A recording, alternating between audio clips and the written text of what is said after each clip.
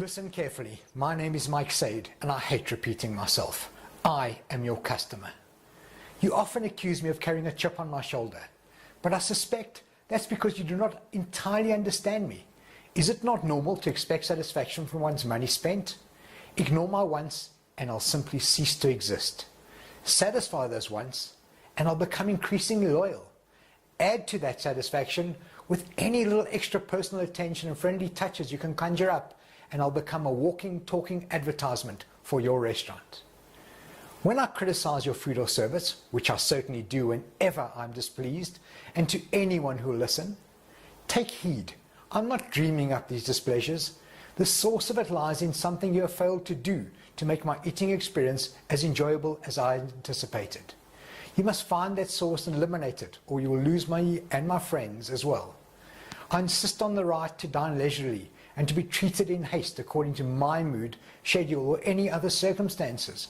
I refuse to be rushed, and I hate waiting. This is an important privilege that my money buys from you. And if I'm not spending big money with you this time, just remember that if you treat me right, I'll be back with a larger appetite and more money to spend, and probably with a number of my friends. I'm much more sophisticated these days than I was just a few years ago. I've grown accustomed to better things, and my needs are more complex.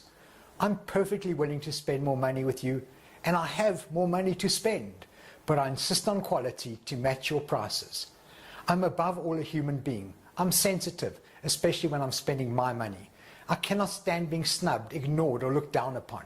I'm proud. My ego needs nourishment of a personal greeting from you.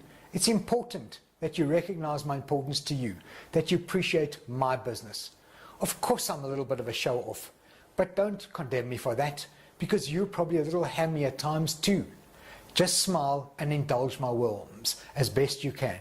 Remember that while you're feeding me in the literal sense, my money is figuratively feeding you. Whatever my personal habits may be, you can be sure of this. I'm a real nut on cleanliness when it comes to restaurants. Where food is concerned, I demand the strictest sanitation measures. I want my meals to be handled and served in the cleanest, most neatest people in sparkling dishes.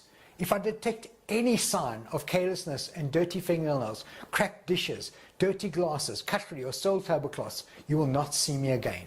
I'm your customer now, but you must prove to me again and again and again that I've made a wise choice in selecting your restaurant above others. And you must convince me repeatedly that being a restaurant customer is the desirable thing in the first place. I can, after all, eat at home. But you must provide something extra in food, presentation, service, something superior, enough to pull me away from my own table and draw me to yours. You must provide me the incentive for me to eat out. Do we understand each other?